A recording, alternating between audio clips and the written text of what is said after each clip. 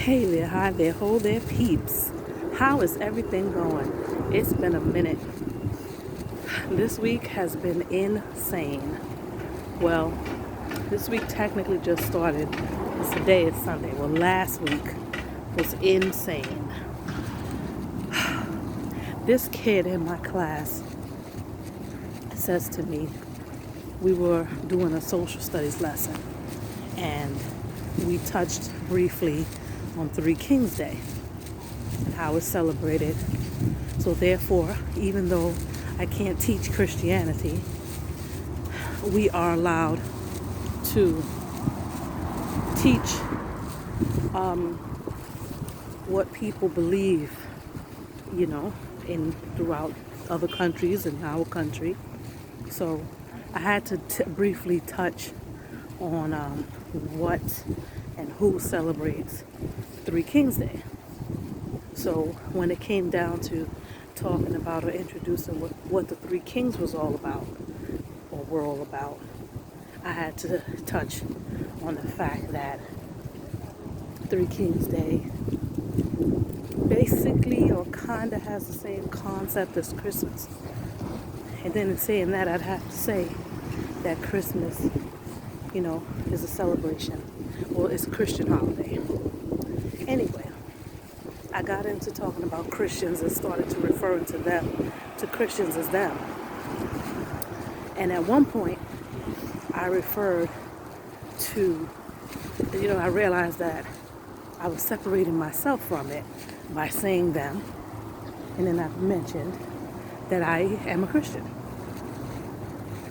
Days passed, or a few days passed, because this was all in the same week. And one of my kids really giving me the business. So,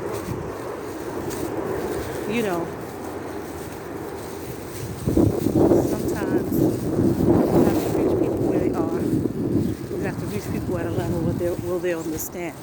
My philosophy in teaching is that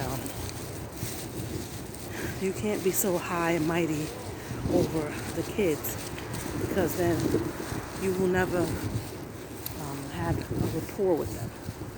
You got to know what they know what they like, know how they speak, etc. So at one point, I had to speak to her how she speaks. It wasn't disrespectful or anything like that, obviously, but I had to use her lingo on her. So she didn't like that. She wasn't get to do what she wanted to do. I wasn't playing like just a soft girl, nor was I yelling and trying to assert dominance either. I was just being firm and just kind of making her aware of the fact that, I know the lingo, right? So she gets upset and she says to me, and you're supposed to be a Christian. I love when people say that. She said, you're supposed to be a Christian.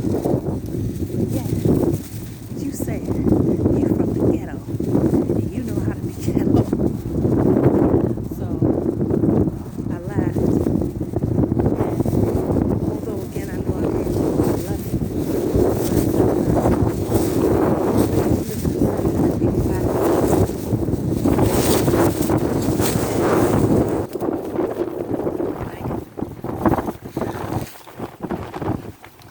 Like we have the power to not feel the same emotions and etc. as people who are not Christians. Well, I didn't go any further with that. I laughed it off, but it's a funny thing that I hear a lot. I hear people say that a lot in general, or I've heard that said a lot in general. Excuse me. Well, how does that relate to this? Last week was terrible for me. I have had the tendency in the past to have all hell break loose around me and just click a button, and that button says, put all of that stuff away, because right now you got to do life, and you'll get back to that later. So this was one of those weeks where I had to kick that in, and I had to put it away. I was devastated this week, and actually, I want to say since about the ending of November, life has been kind of turned upside down for me. But I'm still putting it away, functioning, moving around, and then it starts to wear on you. When you kind of repress things and you don't deal with them, they start to wear on you and they come out. How does that all relate? How does everything that I said come together and relate to one thing? I'm not preaching, but I'm just saying the difference between a Christian and the other people is that, for instance, I'll talk about myself. Oh, hell has been breaking loose for me. And yes, I said hell. I'm human. Oh, hell has been breaking loose for me. Yet, I've been able to function as though it weren't. Function as though it wasn't. And that's the difference. When you're a Christian, you still experience the same things in life. Emotions, situations. You're not protected, so to speak, from experiencing